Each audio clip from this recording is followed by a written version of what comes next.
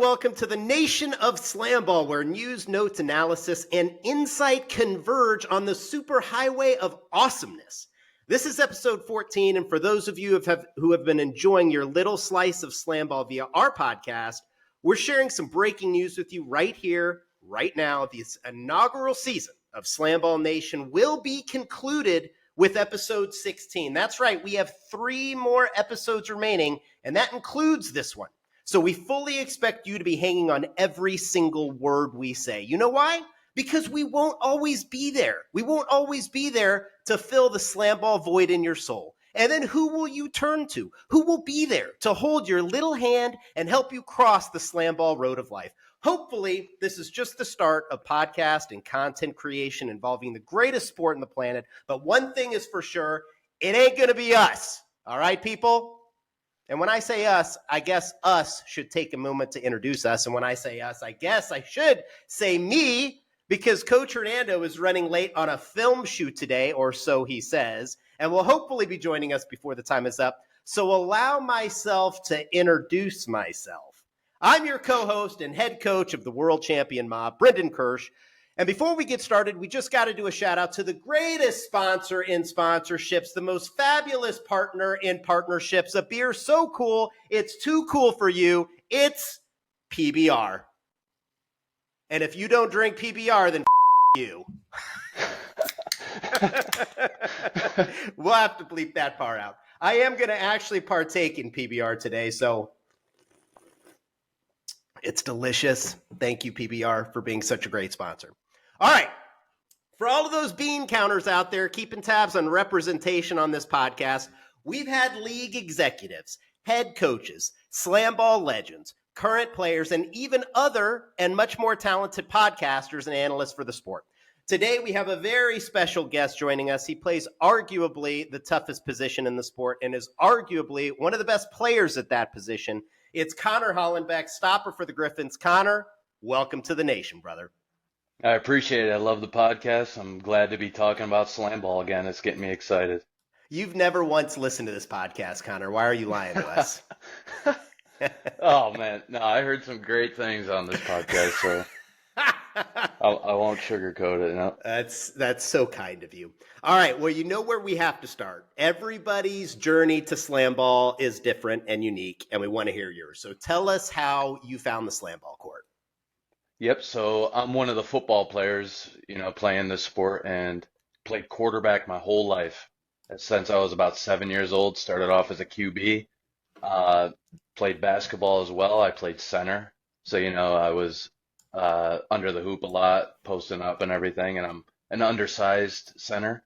So when it got to time to go to college, I kind of pushed more towards football because I know that, I'd get a better opportunity. So ended up choosing football, went the D2 route to Edinburgh University, got a partial scholarship there, and then I found myself being a backup QB, and I just didn't like that. I'm one of the guys, I want to see the field no matter what, so that's what I told my coach, and he's like, well, with your athleticism, we could see you being a wide receiver.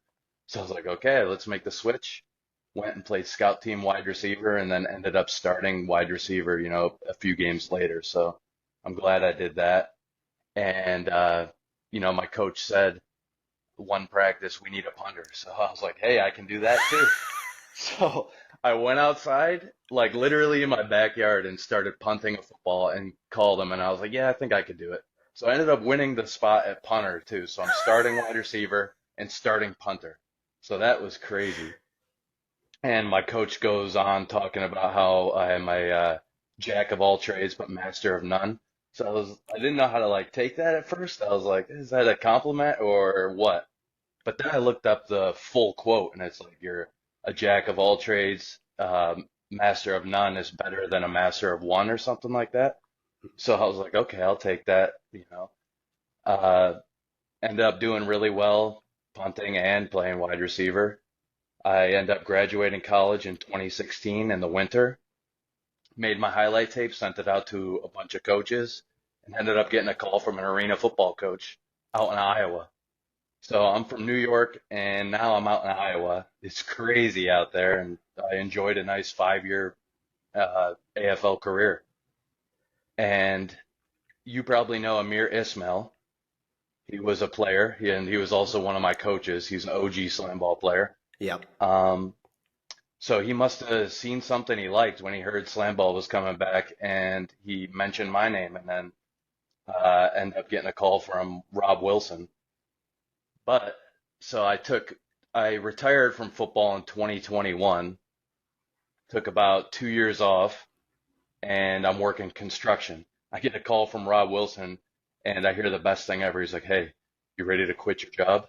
I'm like, "Yeah, that's one of the best things I ever heard right there." And he's like, "Slam ball's coming back. We think you'll be great. Just send us a highlight tape, and then the rest is history." Dude, that's awesome. And I do remember Amir too. Who did he play for back in the day? The hombres. The Hombres, that's right. Yeah. Yeah, man. He was definitely a football guy too. Like stocky as Yeah, hell and loved linebacker. to hit. Yeah. Yep. Yeah, he's a Yep. linebacker for the Chiefs, I believe. He was in the NFL for a little bit, so that was Yeah. cool. So he was coaching you out in Iowa? He was one of your coaches? Yeah, this was during COVID too. So, Yeah. 2020, I was out in Iowa. We went through all the training camp, and then we go out to Oakland to play our first game, and it gets canceled. So we basically got a paid vacation to Oakland, and then the season gets canceled. So really, he only saw me play for 2 weeks. So he must have saw something that really, caught his eye. So I'm grateful Yeah, for no that. doubt. No doubt. Grateful for Now, him. were you familiar with like original slam ball when you first heard about it, or was this the first time you were hearing about it? So I remember back at my cousin's house, I used to go over there, when I was a really young kid. My aunt would like babysit us or whatever. So I'd be watching Slam Ball on, I believe it was Spike TV or Cartoon Network. I don't remember exactly which one. Yeah. And then Facebook memories pop up. And in 2011, I made a status saying that I wanted to be a pro slam ball player. So No full circle way. came. Yeah, I got it. Yep, screenshot and everything. It's crazy. And I also That's did the same awesome. thing for football. So I really manifested that. It was crazy to see. That is crazy. A lot of the guys, like, it's amazing to me because I'm in my mid 40s now, but a lot of these guys are like, we're too young to remember original slam ball, which kind of Yeah, freaks yeah. me out a little bit, but Yeah, I'm that's cool turning that you 30, remember so it. yeah. Yeah. That's cool that you remember it. Do you like when you watch the original slam ball, did you remember any of the players, or were there any players that you gravitated to at all? I remembered Noah Ballou, honestly. He was one of the Really? ones that I really remember because he would do like backflips out of the trampoline and stuff like that. And Yep. he would do like some crazy stuff that you would not expect him to do. And then when I got the call, I started watching film and I saw a lot of Rodney Bond. And I was Hmm. like, dude, this guy is tough. I think of myself as that type of player, playing arena football. I'm getting hit into walls, I'm stiff arming people. So that's just kind of the player, I base myself off. And then he ends up being my coach. So it was I an amazing know. situation. I know it was pretty cool, honestly, that they had the slam ball legends, like the old players, come back as coaches, because there was always a discussion in the slam ball office. There's a small camp that like really likes the celebrities. You know what I mean? And Yeah, yeah. celebrities associated with pro sports. That's when we had John Starks and Xavier McDaniel and Hmm. Rakib Ishmael and all those guys. But but yeah, it was so great that we brought back the ex players, and obviously we had some of the best to ever play the sport like during that time. How early on was it that well, before I ask that question, what was it like the first time you saw the slam ball court and walked out on it? Yeah, so as soon as I got off the plane, I took the Uber over to the practice facility to pick up or do some paperwork or something like that. Mhm. So I went and saw the court and walked around on it, and I was like, wow, this is crazy. It's really in a warehouse, like how it Yeah, always, like on TV back in the day, it was in a big warehouse. I was like, yeah. dang, this is the real deal right here. And then I didn't get to jump on the trampoline then, but when I first got on the trampoline, huge difference from, the backyard trampoline. So that was definitely one of the biggest things. I was getting really winded. I was getting dizzy from being up Yep. that high. Like it's no joke. Now you're an athlete too, and you played a lot of sports at a high level. Did after the first day on the tramps, were you sore? Oh my gosh, my back was killing me. I almost threw up a couple times. I was getting dizzy, and this is just the first day. So yeah, I was like, oh my gosh, what did I get myself into? But taking time off from football, those years of working construction, I missed all that stuff. I missed being sore. Yep. I missed being winded. So I think I got into shape really quick. After first couple days, started getting better. I was still sore, but I was taking care of my body, was doing everything I needed to do, and got into the right shape. That's awesome. Yeah, I always tell people when I get asked, they ask like, "What's the biggest difference?" And I just tell them it's all the muscles and the conditioning, right? Like slam ball uses muscles, you just don't use like those stabilizer muscles in the sides of your legs, the muscles that you never use playing any other sport. I still remember my first day on the slam ball court. I was 22 years old, like I had just turned 22, and I got out Hmm. there. It was in Los Angeles, and it was in a warehouse, and Mason Gordon had us jump around a little bit, and I was jumping around on it wasn't called this at the time, but the scoring bed, and like jumped around on that, grabbed the rim, bounced around. Probably was out there for a grand total of maybe 45 minutes, and I woke up the next day in my hotel and I couldn't get out of bed. Oh my Like gosh, yeah, yeah. my back was so locked up, they had to actually send the trainer to the hotel to like work on my back to like loosen it up. Now, granted, I was no athlete, I was no athlete Hmm. like you were, but I still remember that. Yeah, that So that's first pretty day, fun. it's just like all the landing and, going Yeah. like just landing like that. My mid back was toast the next day. That's it. So everybody that has come on here so far has kind of talked a little bit about like training camp and their housing situation because you were housing with like a certain group of players that you were really competing against in training camp, and then once you got drafted, you moved into your team houses. Tell us Yep. a little bit about your housing situation in training camp. Yep. So my house was, I don't remember the address, but it was a good distance away. It was about a 30-minute drive. And we had Alonzo Scott, we had Dak, we had Matt Wilkerson, we had Ty Scott, we had Ray, and we had Steven Julian. That was our house. And Gotcha. looking, Zoe and Dak, pro dunkers, highest vertical. I'm like, wow, these guys are legit.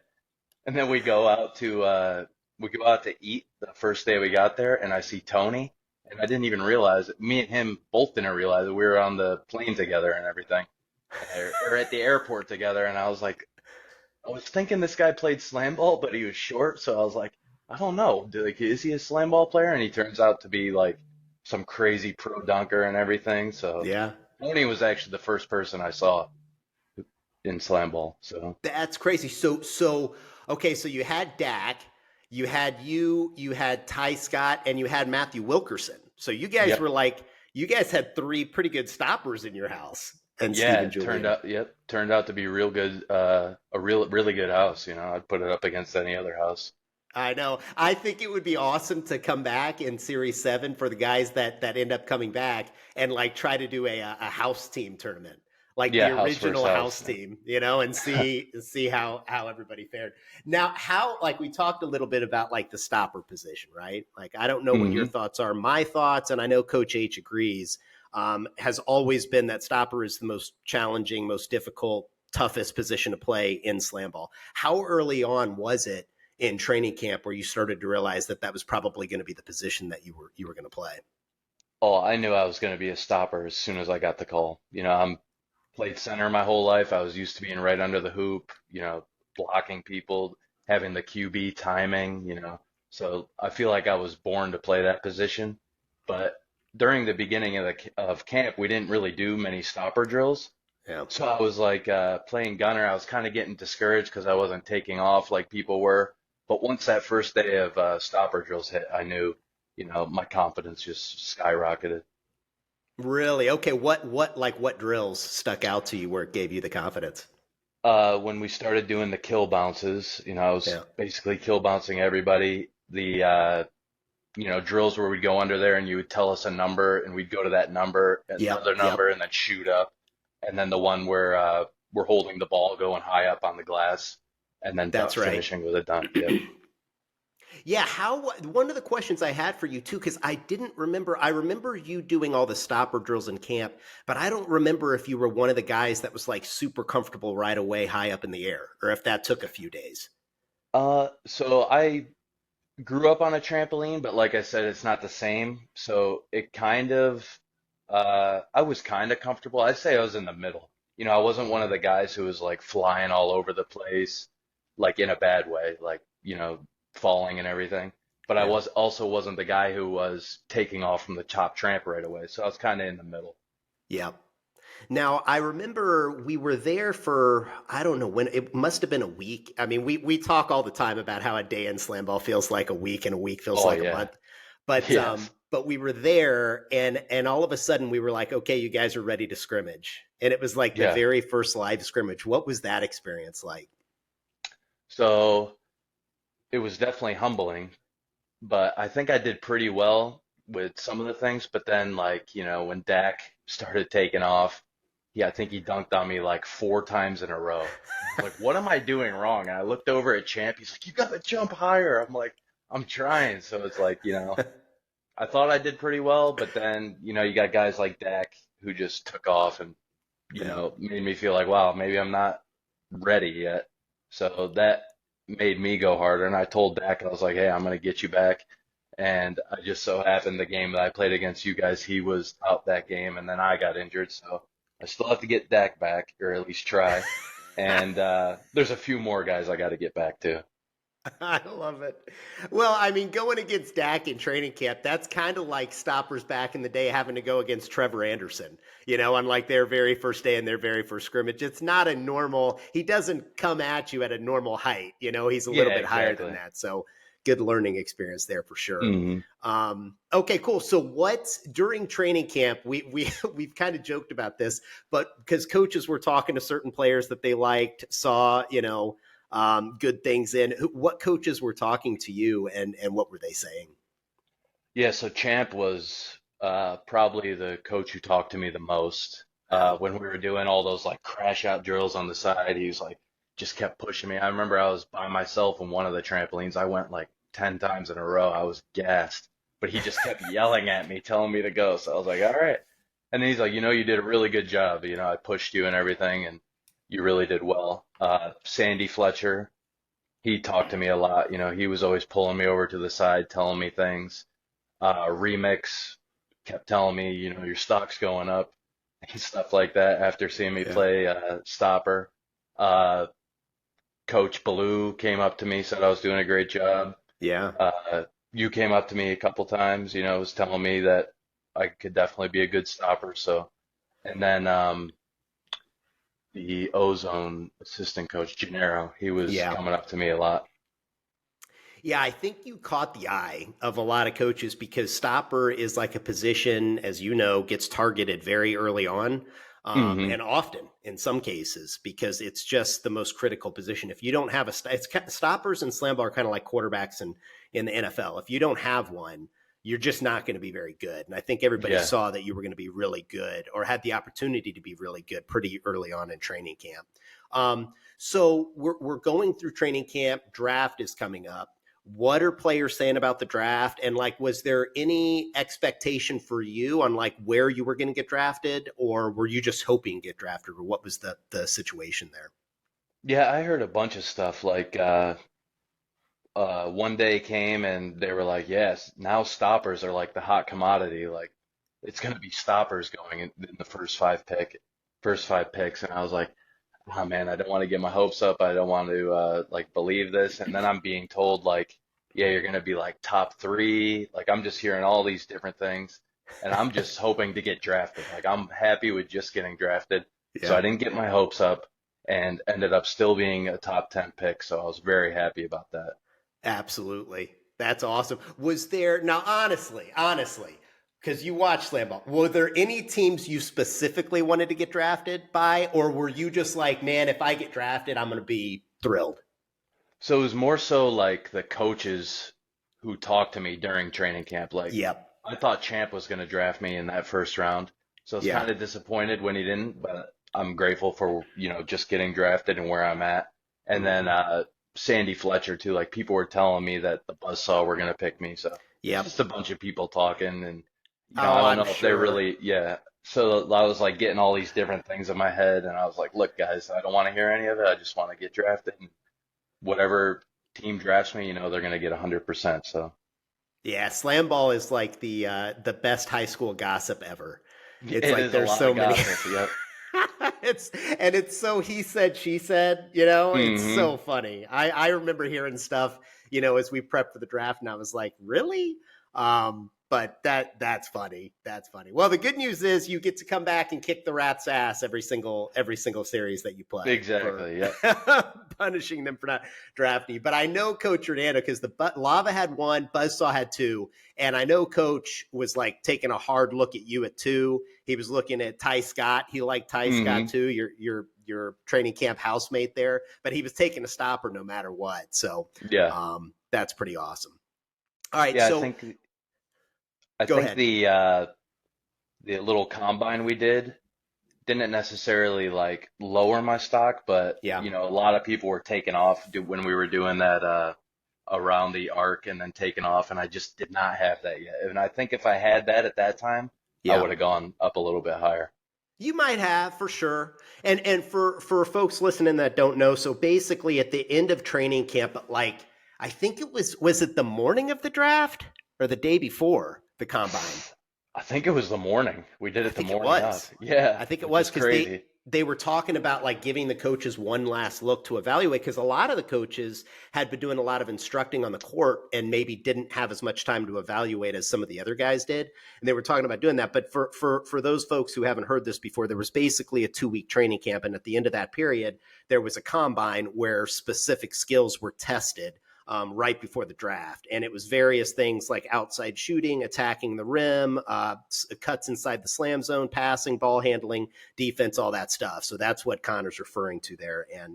And for my recollection, you did an exceptional job at stopper in the stopper Yeah, drills within that combine. But you're just talking about if you had shown more like outside takeoff ability, you think you would have jumped a I couple think so. spots? I don't know if that's what, deterred people away or not, but I feel Yeah. like that's what it was for me. I gotcha. I gotcha. Well, you were still drafted pretty high. You went to the Yeah, Gryphons, I'll take it. which Yep. was a new team, two coaches that were among the best to ever play in Jelani Janice, who used to play for the Rumble, and Rodney Bond, who used to play for the Bouncers. Talk a little bit about your experience with those guys and kind of their general leadership. Yeah, and me and Justin, the 1 and 2 picks, were teammates in Iowa with Coach Ismail. So, No way. Justin played on your team out there? yep. Yeah, so That's that was, and crazy. they had no idea, which was crazy. I'm like, they had to have known we were teammates or something, but apparently they didn't. So, but Trevor Anderson told Coach Jelani too, because he also played for the Barnstormers. So we Yeah, all knew that's each right. other, which is crazy. But That is crazy. so having Rodney Bond was huge because he's like one of the only stoppers I think coaching right now. Mm-hmm. I don't know for sure, but having him there was amazing. He's probably my favorite player, and having him as a coach, he can tell me everything, and other teams don't have that at the stopper position. Yeah. And then Jelani really instilled leadership on me and Justin. Like he would tell us everything that had to get done that we would have to do at the house. And, I would go back and tell my guys, I'm like, look, we have to do this. We can't do this anymore. And I didn't sugarcoat any of it. I told them straight up every time. So he really developed my leadership skills for That's sure. awesome, and he is a great leader. Hmm. Sheriff, and that's fantastic. I was when I heard that those two got paired together as a coach assistant coach duo, like I knew your team was going to be good right out of the Yeah. gates. And then because Jelani played a certain way, he played hard nose, physical, great defender. Would always look to distribute and move the ball, but when he wanted to attack, when he wanted to take the game over, he did. Oh wait, look at this. Wait. There he Here is. we go. I just want us all to just bask in the glory of the Here we go. man, the myth, the legend, Coach Hernando Planells Jr. Coach, welcome to the nation, brother. Come on now. I apologize for being late. but they always say it's better being late than never showing up. I don't know how the thing is going. Plus, I'm half Filipino, which means we're always half late. So I kind of split the time today. It's 2:26. We're good to go. Come on. Yeah. Yeah, no doubt. The only thing you missed was Connor basically calling out the buzzsaw. He basically talked about how he wasn't drafted number 2 overall, how you drafted Ty Scott ahead of him, how that really lit a fire in his stomach, and how he just wanted to kick your ass in Series 7. But that's all you missed, I think. I saw it in his eyes, even with his mask. I saw it in his eyes with the mask. It was right there. Welcome, Coach. Let me see. What have you missed? I told everybody that we only have 3 episodes left. Yep. So hopefully they're going to be hanging on every single syllable of what we say. We've talked a little bit about Connor's journey. We're kind of in the middle of training camp right now. We're talking about Coach Jelani Janice and Rodney Bond. And what we were just talking about is how we knew when we saw that Jelani and Rodney were paired together as coaches that their team was going to be really good. Yeah. And so what I was saying, Connor, is like, you could tell right away, like Jelani played a certain style. Rodney played a certain style. Tough players. And when they started drafting guys like Justin Holmes and you and Keyshawn and all the guys that you had on your team, it was very clear that they were looking for a lot of the same attributes in like the team that they drafted. So that's got to be, a positive for you to be drafted on their team. So tell us too, how much did Rodney Bond actually speak? Because in knowing him for like 20 years, I think I've heard him say maybe like 17 words. Yeah, so he would always have like, just something short to say at the end of like all Coach Jelani's speeches or whatever. But, he talked a lot to me. I always asked him questions and, he always had good input and everything. I'd ask him how I did this game, how I did this practice, and he always had really good input. So he talked quite a bit to me. And then, just always had 1 or 2 things to say at the end of practice is really, really it. I mean, listen, my question when it comes to Rodney and Jelani, and of course you, Connor, is who fits a polo shirt better out of all 3 of you guys? I got to go with Rodney on that. But after SlamBall, I might take up bodybuilding now. I've been inspired by him. So maybe he'll be my bodybuilding coach too. You know what? It's hilarious. I remember like after SlamBall season 2, I think he started taking it more seriously. And I was like, and I didn't even know. I had no idea he was doing any of that stuff until I saw like, I think back then it wasn't an Instagram post. It was like a Facebook post or something. And I'm like, Rodney is freaking bodybuilding in board shorts. I've never seen that before. Good for him. Yeah. That dude too, if you don't see him in person, you have no idea how big he is. Yeah. And he's talking about like, oh, this isn't even the time where I'm at my biggest. Like, this is kind of my downtime. I'm going to the gym for maintenance and, putting fuel in my body to maintain and all that. But yeah, he can barely straighten out his arms all the way. He's just walking around with huge arms. Could you imagine having to go dunk on that guy back in the day? Yeah, it's crazy.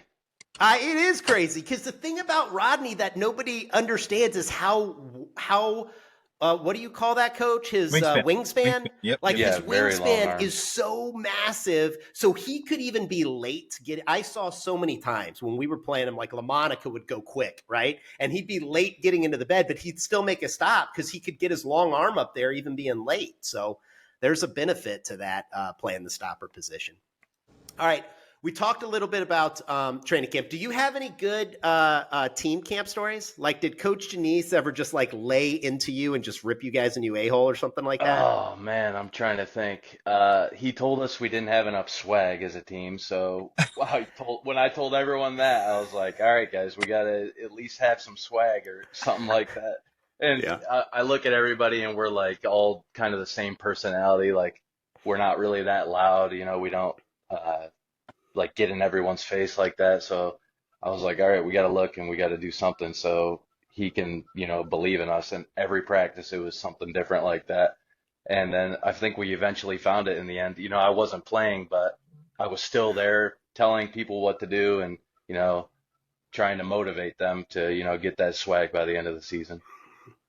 Now, during your practices, if I recall correctly, Coach Kirsch, you tell me if I'm wrong, but like, you guys didn't do a lot of scrimmaging, right? You did a lot more drill work and a lot more. Yeah, we did. Yeah, we did a lot of mostly drills, and I practiced gunner basically the whole season. So yeah, so I was out there practicing gunner, and I would do a couple stopper drills here and there, but yeah, I was mostly practicing gunner, hopping in there. Yeah. That's actually so smart, I think. Because like if you're gonna be out there, you need who knows? Because you guys had who was your backup stopper? Was it Matt Wilkerson? Yep, we had Nate to start, and Nate, that's then right. he got traded for Matt, I believe. Yep, So yep, then we that's got right. Matt. Yeah. To the slashers. I remember that. So because if anything happened where they needed you to play gunner and make a switch and put Matthew back there, you got to know how to do it. I think that's a great Exactly. call. That's a great call by Coach. How because Coach and I have heard a lot of how dominant or lack of dominance during training camp and team camp. How dominant were the Gryphons during team camp and training camp? So against the Wrath, those were always tough battles. I think we won one game against the Wrath, Yeah, and then we scrimmaged against the Buzzsaw, and I believe those were the only two teams we scrimmaged. So I thought we did really well, and I thought we were pretty dominant in most of them. It's just, some of we just couldn't put it all together during that time. We didn't really score a lot of points at that time. Well, So but I would, the other part though too is that I think, and I think in the early part of the year, you guys were the most or second or third most penalized team in the yeah, league. that I too. know we took advantage that when we played you guys because I was like, Hmm. man, they're going to make a lot of penalties, and of course that stuff went away. But like how talk about like a little bit. I think as a player, how frustrating that could be because you're watching, especially as you being a stopper, like you're watching it all unfold, and you're like, no, two people on the island, no, like how was that for you? And then how'd you carry that over to the huddle or just talking to your teammates? Yeah, that's a good point. I forgot about that because, we'd lose a scrimmage by 13 points, and then we'd go back and look at the penalties, and we gave up 15 points just off yeah, penalties. So if Yeah. we get rid of some of those penalties, we have a chance to win. And that's just what I would tell the guys. And, in practice, if we would get a penalty, we would just keep running it back until we got it right with no penalties. So it was a lot of that and, a lot of yelling. We didn't sugarcoat anything. So, if someone did something wrong, we told them straight up. And they believed in us as leaders and they listened and they tried their hardest to fix it and they did. Mm. yeah, But me being a stopper watching that, I'm out there yelling to them and I'm a leader by example in the way I play. I'm not the most vocal leader. So I think I stepped that part of my game up and became a more vocal leader after witnessing all that. And I'm like, somebody's got to talk. Somebody's got to say what they need to hear. And I just ended up developing that skill through SlamBall. yeah. Talk a little bit about we end training camp. There's a 4 day dark period. We're moving the court to Cox Pavilion. What was it like? What was your experience like? There wasn't a lot of time to practice in there before we started playing the first games. What was your experience of like playing in your first game in Cox Pavilion like? It was an eye opener, I'll tell you that, literally.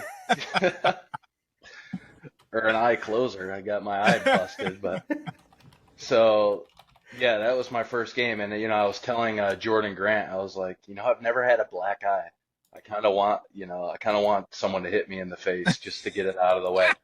And here comes Christian Gray, give me a Yeah, black eye and stitches. So Oh, I felt like I could have done better that game, but I feel like I did, all right for my first game. I think I had like 8 or 9 stops, so it was pretty good. And then, but I also got dunked on. We lost, and I got a black eye and stitches. So I was like, wow, it's a real eye opener right there. But it was fun, really exciting, surreal because just watching that on TV and now I'm actually doing it in real life. It's pretty awesome. now how did you get the transition? Because well, Coach Kirsch is right. There's basically the spring beds were tighter, so you can't really tell like how quick it is someone's coming, things like that. How were you in the transition from like, oh my gosh, someone's coming full speed, Okay, I stop them. Oh, here comes another. I get dunked on, and like they're not just getting dunked on. Like it's like guys are up in the air. Like how do you get over the demoralizing parts of the attacks as a stopper?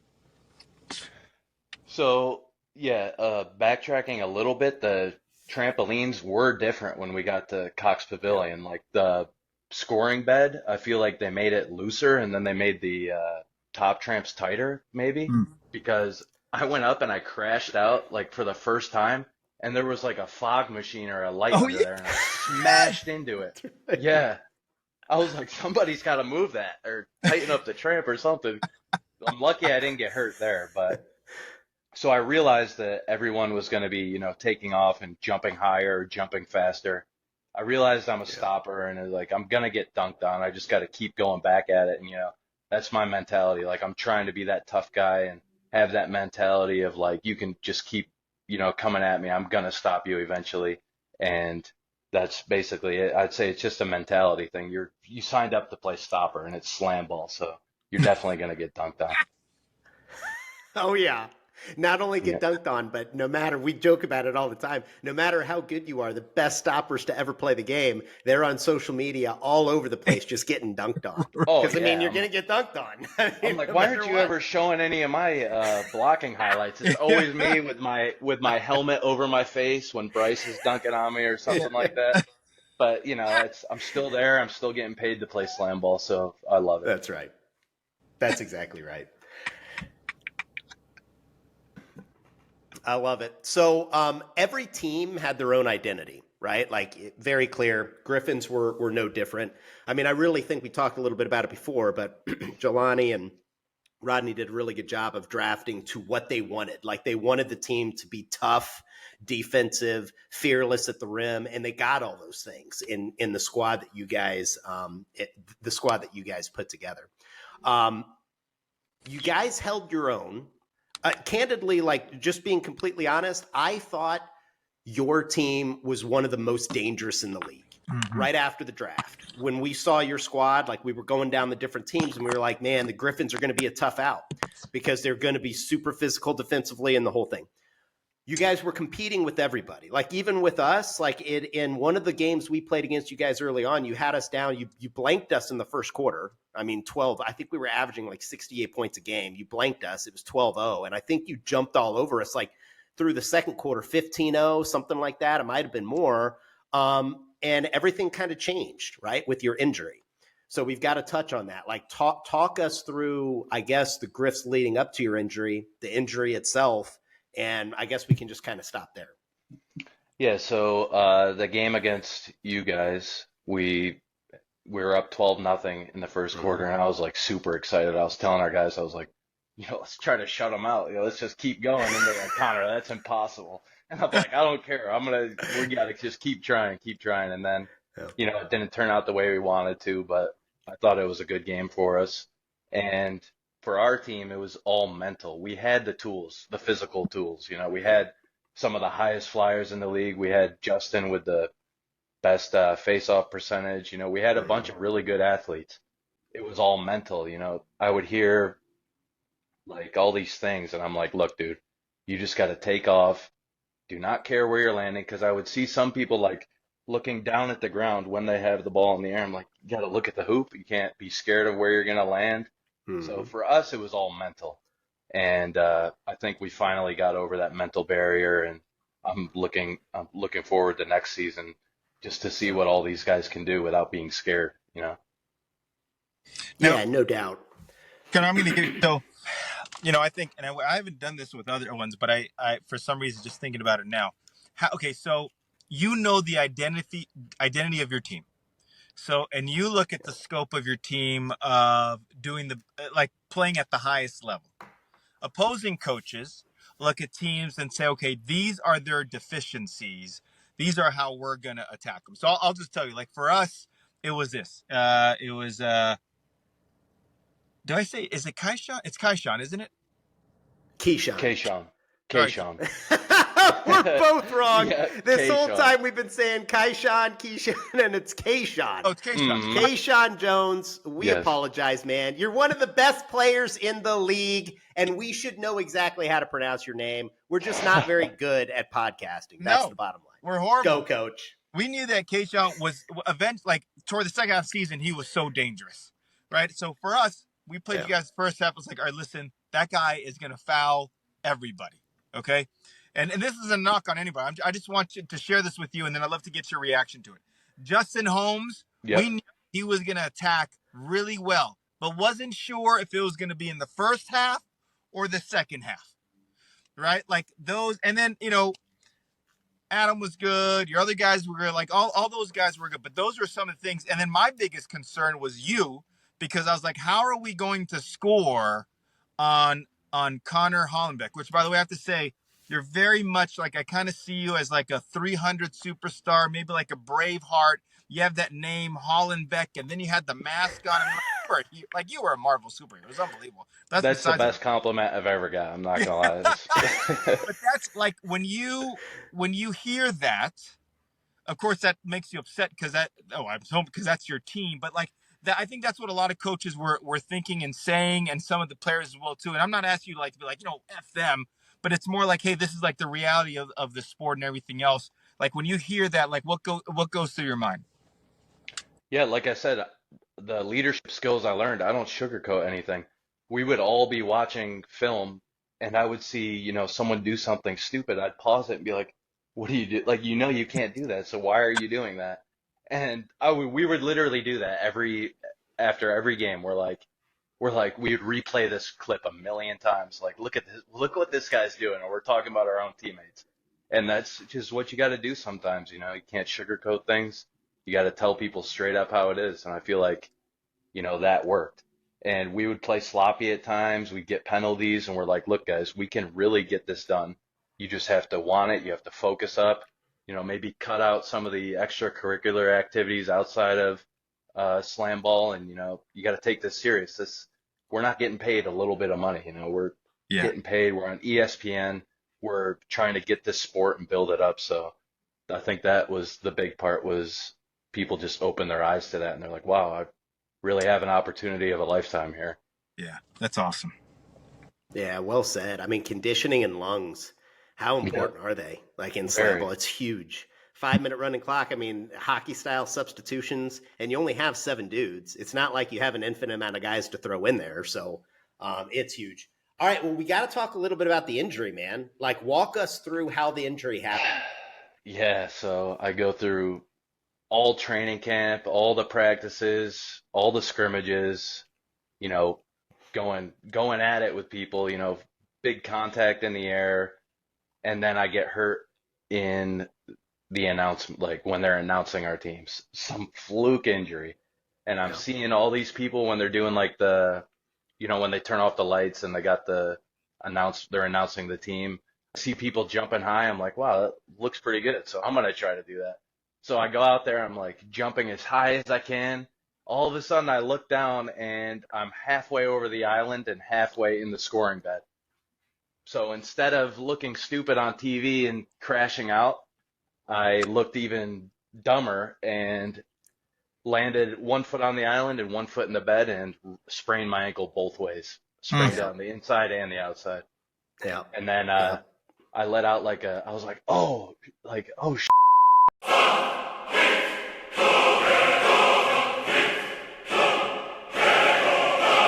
And then Justin looked over and he's like, oh my gosh, this is not good. So he went up to Sean and all them. He's like, look, Connor just got injured, so we're going to have to, step it up. And I ended up playing that whole first quarter. It was my worst first quarter, but I played the whole first quarter on a double sprained ankle. It was crazy. Oh my God. Yeah. That too, Connor, is like, Coach, you were there. I don't know where we were. I don't know what series it was, but we all remember the worst injury that SlamBall ever had. And it was the total dislocation of a guy's foot. I saw that video. Yeah, I saw that. So we're not going to throw that out there. Nobody needs to Google that. Don't watch that. If it's still out there. But same exact injury that you're talking about. He was shooting a tramp jumper from the side and was watching the ball instead of looking down at his plant point and drifted. But same exact thing. He had 1 foot come down on the island, 1 foot in the bed.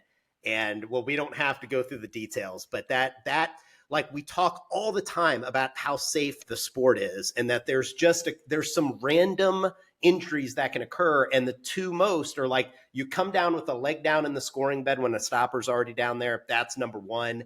And accidentally coming down with 1 foot on the island, I've got to say, like, that's probably number two as far as it's almost always ankles, right, Coach? It was the first time I ever did that, too. Yep. I know. Should have just crashed out, yeah. But, I didn't want to look down on. I know we're talking about Ginger, but Coach Kirsch, we got to talk to him about the two-stopper system. Oh! Yeah. Oh, gosh. Pew, pew, pew! we absolutely do. Connor, walk us through it, man. There's so much to talk about. We could do a whole episode on the two-stopper system alone. Yeah. So Coach Jelani liked trying a lot of new things, which I'm all for. He wants to, leave his trademark on the sport. He already did leave his trademark on the sport, but he wants to try all these new things, and I'm all for it. So me and Matt got together one day, and we were like kind of we never practiced it. We were just kind of talking like the day before the game on how we were going to do this. And it was really tough. I'm not going to lie, because Matt would be in there jumping and I'd have to jump. So I'd kill his bounce. He'd kill my bounce. And it worked some of the times. Like sometimes we'd get that, perfect bounce, but I don't know. I don't necessarily love it. I think I would have just liked, one of us playing stopper and, trying our hardest, but you never know until you try. So. Yeah. And it actually, now this is going to come as a shock to you, Connor, because we're going back into the encyclopedia of SlamBall. I believe it was series 2 when Mark Ellis was the head coach of the Diablos, and they ran a double stopper system. I believe, was it the Jackson brothers? It was the that ran it? Yep. Jackson brothers ran it. And it actually was pretty effective for like a couple of games. And then I think SlamBall nixed it. And I believe that's what happened with you all. Is that correct? Did SlamBall nix the two-stopper system? Yeah, so they kept calling like penalties on us, but we were both jumping in the box, but they would also jump in the box, and like one of us would hit them, so it was like it just did not look good. And I feel like if we maybe practiced it for a week or two, it would actually work well. Yeah, and totally. It's almost like a zone defense. Like I've actually run it before. It's like a 2-2 zone defense where you basically have your two guys on the baseline covering over into the stopper, depending on which side the ball is at. Like I think it could actually work if SlamBall is open to it. But if I recall, they nixed that like halfway through the game. They were like, no, illegal. Yeah, well, they did that a couple times to us, but it's all right. I remember watching it and I loved it because it was a little different than the Diablos, because the Diablos they would be both out getting ready to jump in and no one was in decision. But there was a couple times, Colin, like you and Big Matt were in there like doing like really well. I was just more concerned because end up being like 75 bodies on the bottom tramp at one point. Yeah. With it. Yeah. But I was like, from a video game conceptual standpoint, I was like, oh my gosh, that's not bad. It's just hard to get two big guys to be bouncing like alternately. Yeah. And then the referee who would make that call wasn't even like near the bottom tramp. The referee who makes the call, like at half court. Yeah. So they don't really see who is, not touching the tramp and not, because one person could be right down here and the other person could just not be touching it. And it's like a perfect little bounce and they're calling it. And you're like, no, like who saw it? So I was a big proponent, probably because you weren't playing against my team. And then when they and it was against the slashers. So the plan that me and Matt came up with was he's going to stay back there. I'll play gunner and he'll take like the first person to take off from the top tramp. So usually it's Tony. So he would jump in with Tony and then, they'd throw the lob. So I would jump in with whichever side was having the lob. So some of the times I'd get a good kill bounce. Matt would stop Tony, so it would work.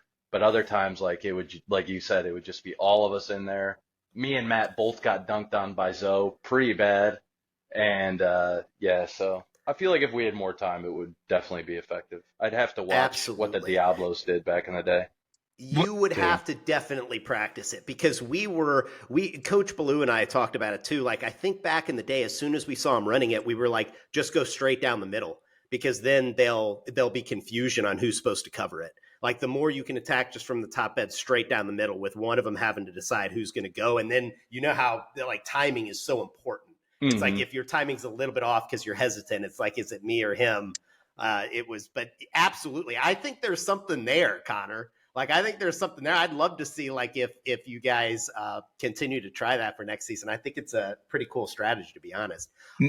Going back to your injury, and Coach, maybe in our last episode, we can really just hyper focus on the double stopper system. But going back to your injury, how hard was it for you having to watch basically the rest of the season on the bench?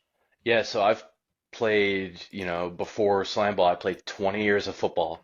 Never had a season-ending injury. I've been out for like a week or two here and there with like, I sprained something in my knee back in the day. But 1 or 2 week injury in SlamBall, you're missing the rest of the season.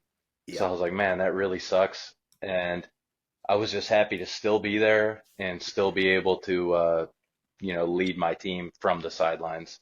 And I feel like they really appreciated that. And it did suck not being out there because people got better as the weeks went on. And I feel like I didn't really get to showcase that. So I didn't really evolve. So now I have to bring it into next year and show, how I evolved during that period of time. Well, but I thought, you were, I remember seeing you. I know you guys talked about training camp, but I remember seeing you at training camp. I was like, oh, this guy already is willing to put his body out there. So again, like I said, on my scout report, I had you as the top guy, not because you're on the podcast, but because it's like really, like, I was like, hey, this is just, what I see, and eventually these guys are going to get better with it. And no, man, the injuries are never good. So how did you handle it? I guess I know you just answered, but I want you to handle how did you evolve as a leader during that time when you're trying to be, help your team? And it's hard because it's like you're the guy on the bench, but you're also the guy to be like, what the hell are you doing? You know what I mean? Like how was that? Well, it was mostly on my teammates. Like they didn't say, you're not even playing. They weren't like that. You're not even on the court. How are you going to tell us what to do? They listened to everything I said. And, you get to watch a little bit as a stopper, but on the sidelines, you see the game from a whole different perspective. You get to hear like what the coaches are talking about and all that. So, that kind of helped me out. And then, a lot of the off the court stuff, just being back at the house, and basically grew as a leader off the court, which helped me lead people on the court from sitting on the sideline. So it was just a very eye-opening experience. Yeah, and film study is very underrated in SlamBall. And I know you can attest to that because the more film you watch, the more you figure things out. Like if SlamBall players, either current guys or guys coming in, want to like watch back some of the games, look at the reads. Look at the reads that the attackers are trying to make on the stopper as they're leaving the floor. I mean, you can see all these things in slow-mo that you cannot see in real time. So I know film study, if you have an opportunity to sit down and watch extensive film, that can help your SlamBall IQ grow, tremendously. Yeah, that's also. No, go ahead. That's also a big part. When I was injured, I'm sitting there on the couch all day, basically. And you can ask my teammates. I was watching SlamBall 24/7. They're like, dude, this is all you watch. I'm like, this is all you should be watching right now too. Yes. Like if you wanna take it to the next level, like sit down here and watch it with me. So that was a big part of it too. Could not agree with you more because the things that stoppers understand strategically are what an offense is doing. Like, if you're playing the mob, one tramp lobs, they're coming. If you're playing the slashers, there's going to be a backside lob. If you're playing the lava, there's going to be a stack, a double bounce stack one. And it's like, all those things, but what you can pick up from film is like how does Shockley go to the rim when he's not doing a double bounce stack one? Like if he's just on the break, how's he going to the rim? How is, Ray going to the rim? How is Justin going to the rim? Like knowing your personnel as a stopper is one of the most critical parts of playing that position. And I know you did an exceptional job with that before you got hurt. Hey, I will say this, Connor. I don't know if you listened to our way too early Series 7 projections, but out of the 3 coaches who were doing that podcast, which was myself, Coach Hernando Planells Jr., who's the head coach of the Buzzsaw, you might have heard of him, and then Pat Graves, I had the Gryphons the highest out of anybody in Series 7. I think I might have had you at number 2 or number 3 overall because I had the Buzzsaw winning the whole thing. Yeah, well, I believe in the Gryphons, Connor. Connor, do not I believe in this. the Gryphons. I appreciate I that. believe in you. Do not. Coach H doesn't.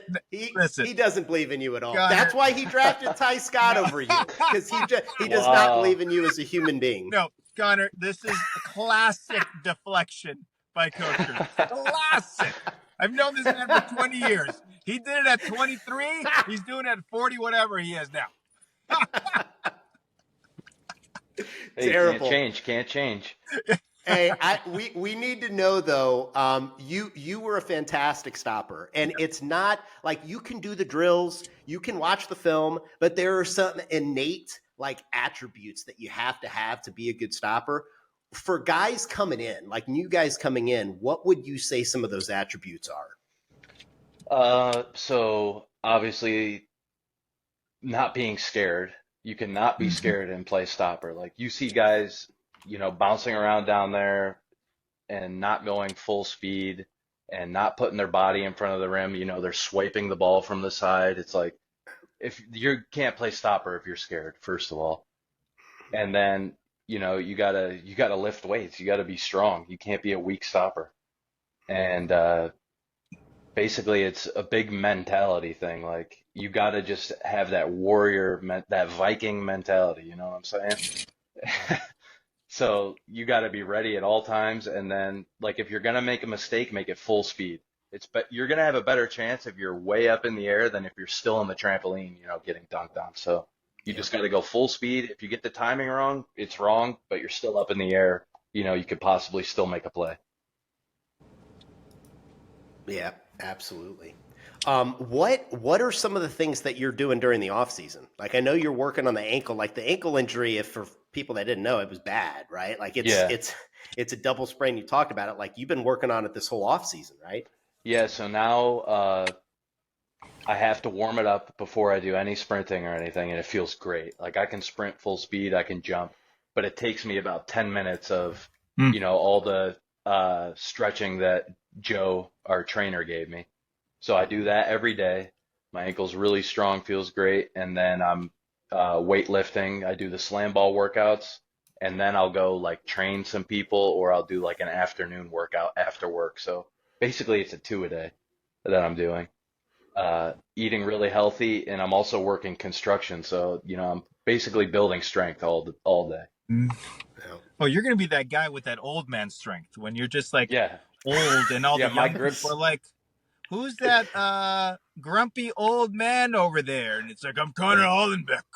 Yeah. You should know me. And then like he tries to like grab you because he's trying to take your cookies, and you really just grab him. You just, like, tear him up. And he's like, that dude is so strong. Oh my gosh. That's you. Yep. That's you, Connor. That's the goal. Man, I mean, they definitely don't deal with that. They're like, oh, look at that weak dude. He has bad forearms. Yeah, I mean, listen. Okay. Now, wait, Connor, Coach. where do you, I mean, don't give your address because I don't want anybody like trying to get you, but where do you live? I live in Raleigh. No way! Yeah, I saw you had a Raleigh number 2, so. I do. I have it right because I spent 10 years living in Raleigh, Durham. Wow, you obviously haven't Googled me. That's really disappointing. No, I saw you were from Las Vegas too, so. Yeah, no, that was wrong. That was season 1 in SlamBall, and I don't know where they put that. Oh, they got that wrong? Yeah, I'm from LA, man. Oh, wow. They got so much wrong in that. They had me from Bluefield, Virginia, and it's like I'm from Indianapolis, Indiana. I don't know. I coached in Virginia, but that's good.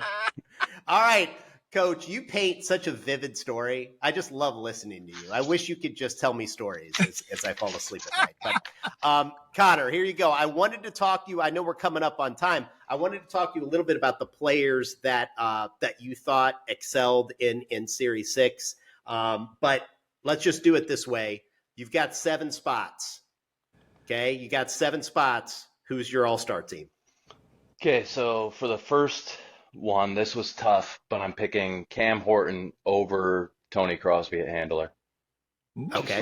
Just from playing experience, I feel like, Cam was a little bit harder to predict that playing against him. Then I'm going Ty McGee. He's very knowledgeable and came up with all these different tricks. He did the fake bounce down and everything. Mm-hmm. Yep. Then I'm going Debo, Christian Gray, because he's a combination of strength and he can fly. After that, I'll go Dak, because he's, that's one thing I have to work on is the high flyers. I have to get that timing right. So basically, these 7 players are people who I think I had the most trouble with. Yep. And after Dak, I'm putting Bryce. Okay. And then I'm going Gage and Ty Scott as my 2 stoppers. Gage and Ty. So you're just not including you to be courteous. No, so if I would include my whole team. That's how confident I am. I would pick just the Griffs. Yeah. I love it. Players. So I'm leaving us out. Yeah, I'm picking just the people I think I had the most trouble with. I love it. Man, that would be a hell of a SlamBall team. Cam Horton at handler, Ty McGee, Christian Gray, Darius Clark, and Bryce Morange are your gunners, and then Gage Smith and Ty Scott at stopper. Ooh. Yeah.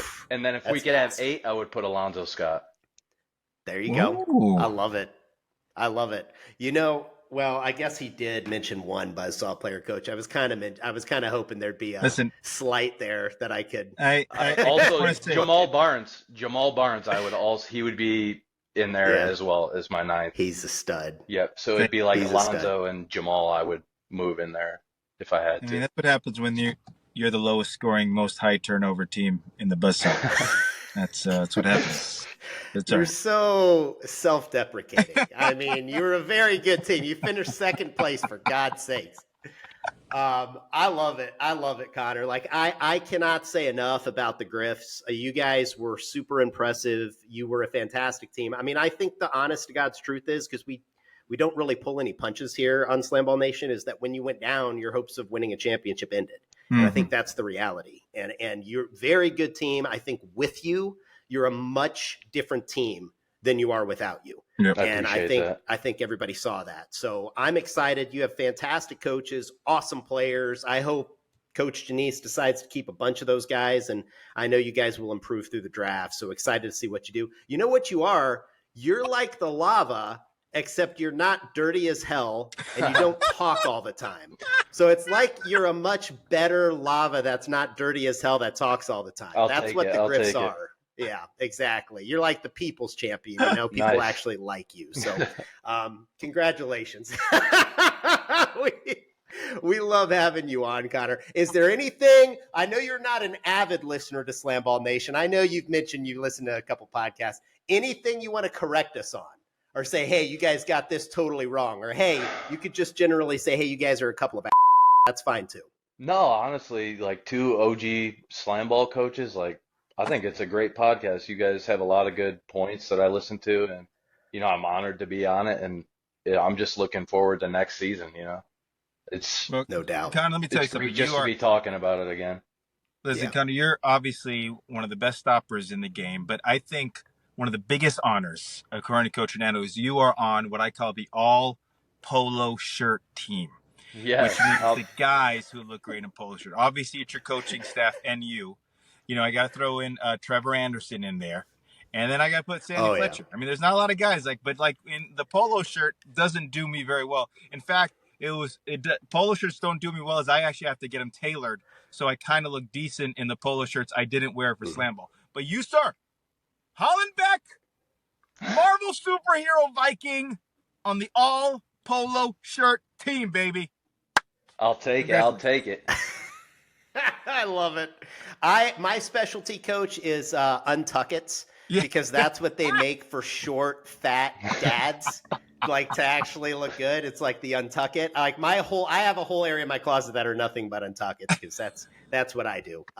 But Connor, we appreciate you, brother. Thank you for joining us. Fantastic stopper, like most of our SlamBall guys. Excellent human being, very well spoken. We appreciate you and all the insight you brought to the show. Coach, you half-assed it today because you joined halfway through, so we fully expect you to take us out of here with as much energy as you can muster. All right. Listen, SlamBall Nation. You have stepped in the arena, the Hollenbeck arena, and you never want to get out of it because he's going to go toss you around, block your shots, and just tear you from limb to limb. So, Hollenbeck, that is what is going to be yelled. Let me ask you, I'm rolling down my window. Hollenbeck! That is the call in the wild for you. I like it.